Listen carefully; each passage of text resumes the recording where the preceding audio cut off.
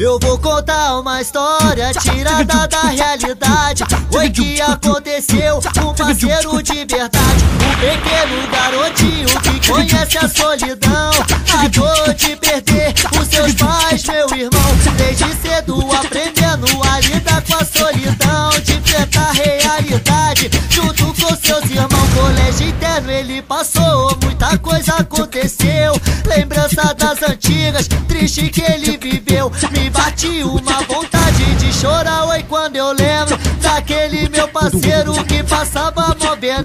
Dia a dia maltratado, batalhando pela vida, conquistando passo a passo a dor e a alegria.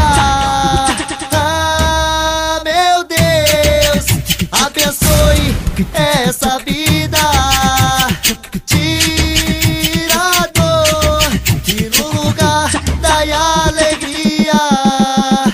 Ah, meu Deus, abençoe essa vida, tira a dor e no lugar dai alegria.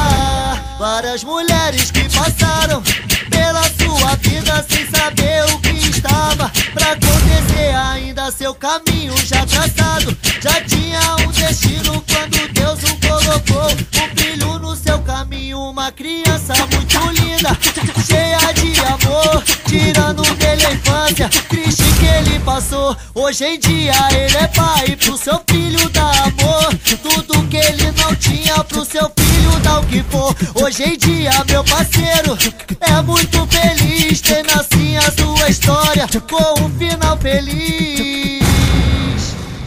Ah, meu Deus, abençoe essa vida,